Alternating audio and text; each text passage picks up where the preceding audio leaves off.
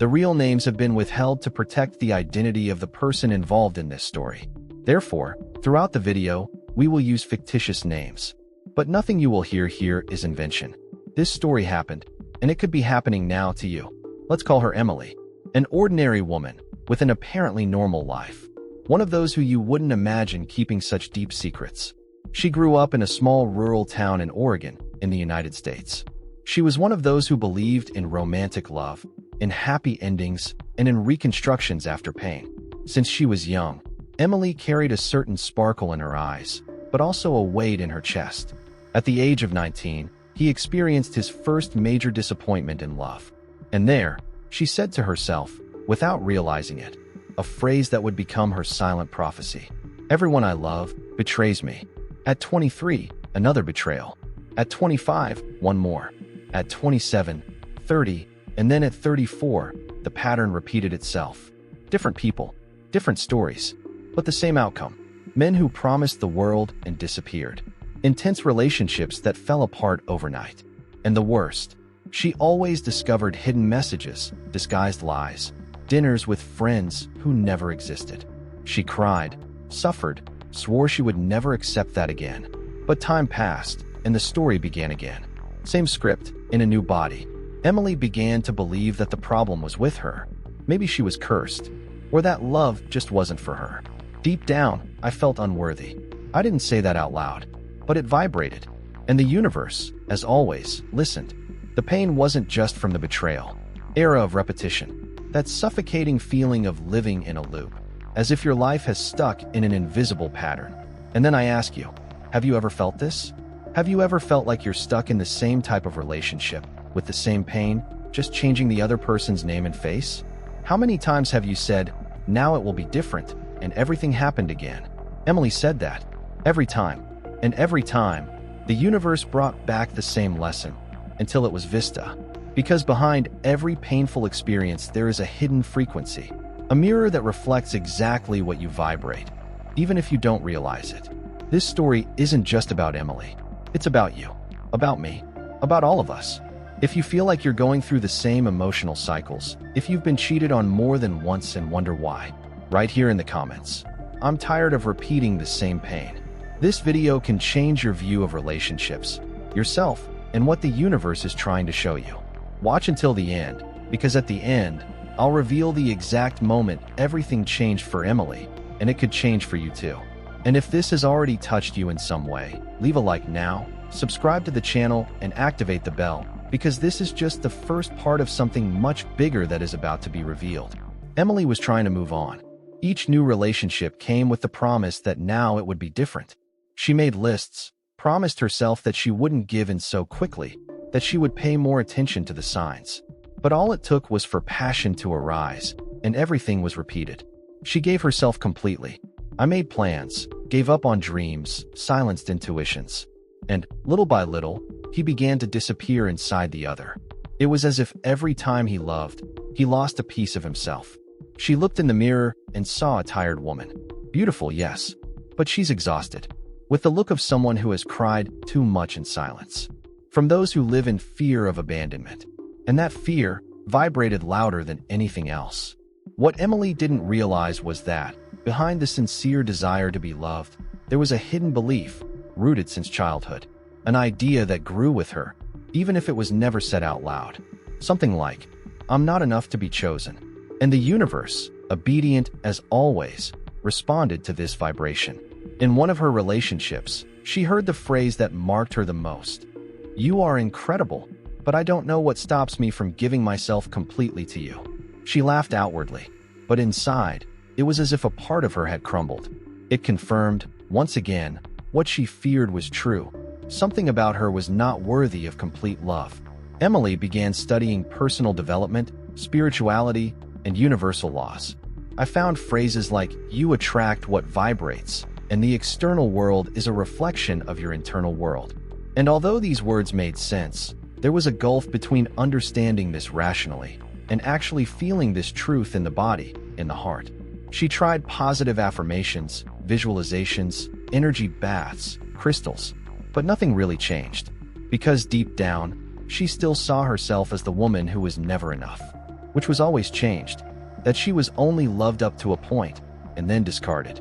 Then came the sixth relationship, the most promising, the most beautiful, and, of course, the most devastating. She believed that now she had broken the cycle, but it only took a few months to notice the same signs: disappearances, cold responses, soft lies. And the betrayal came like a punch that she already knew well. But this time, it hurt differently. It hurt deeper, because now, she knew it wasn't just him. It was her too. It was what she carried, what she believed. It was the silent energy that emanated without realizing it. Emily cried. Very. But for the first time, he cried from a new place. A place of awakening. She still didn't know what to do with it, but she knew she needed to understand. Because if everything was repeated, there was a pattern. And if there was a pattern, maybe she could break it. And this is where the story begins to change. Because when you start asking yourself not just, why did this happen to me? But, why does this keep happening to me? The universe listens differently. And he starts to respond in a different way. And you?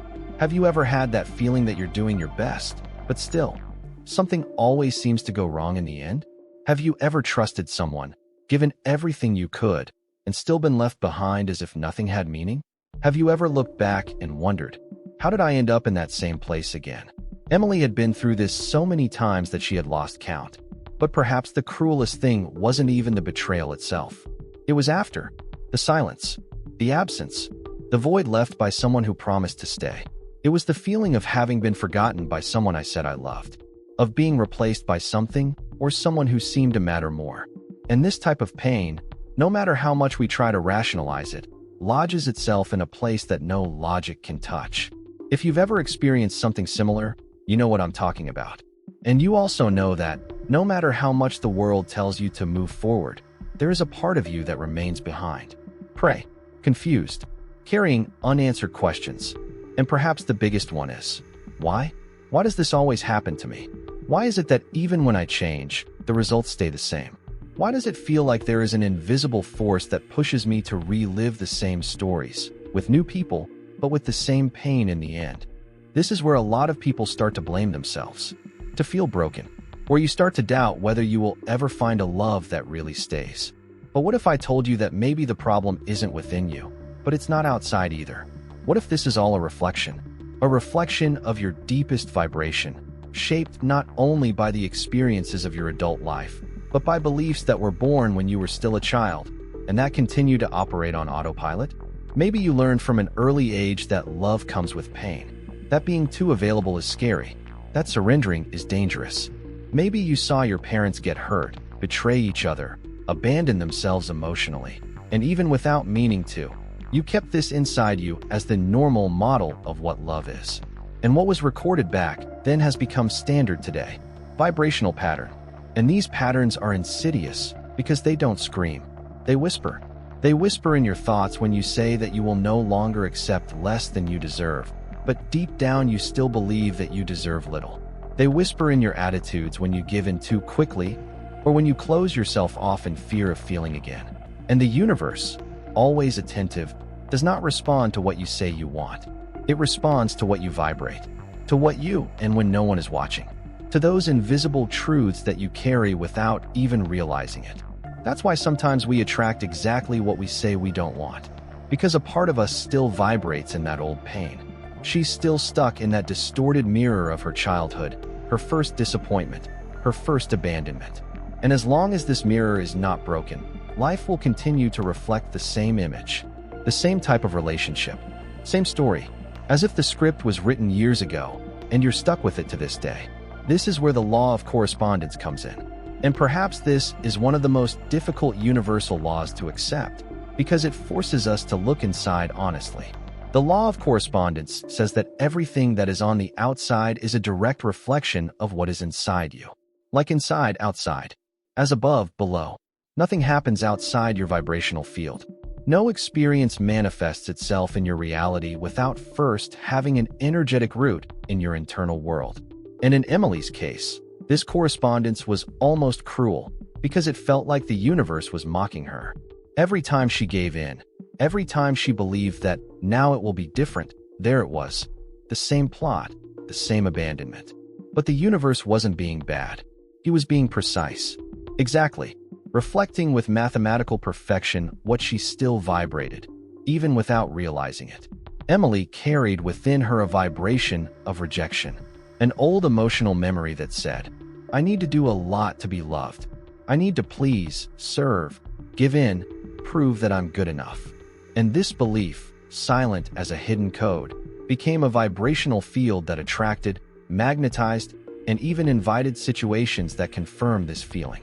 She vibrated lack and received absence.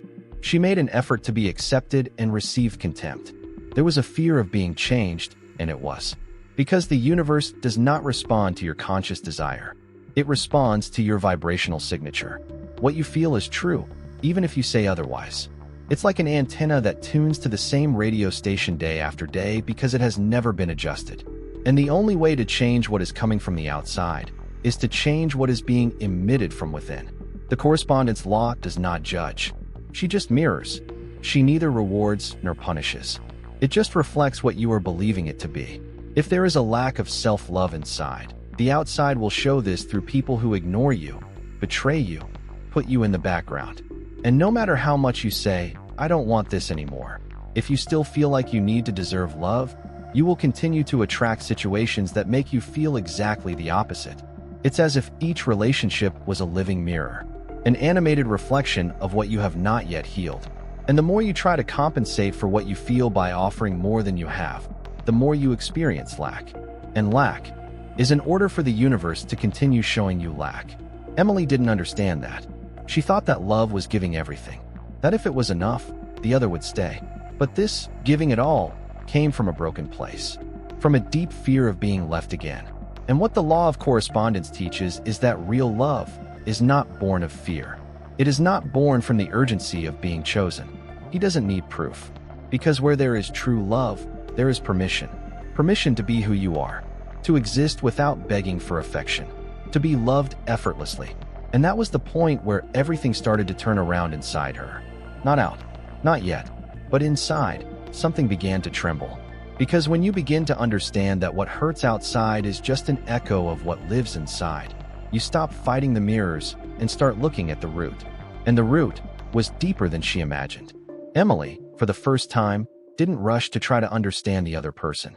She didn't look for explanations in his actions, nor did she seek advice on how to be more interesting, less intense, or more difficult. She did the opposite of what she always did. He silenced the noise outside and dove inside. And there, in that deep and inevitable dive, she found not only the pain, but the source of the pain. He cried everything he never had the courage to feel.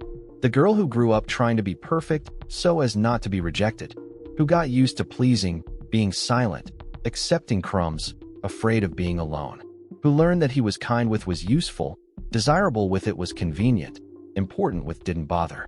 Emily realized that she had been carrying a wounded version of herself into each relationship, a child who just wanted to be chosen.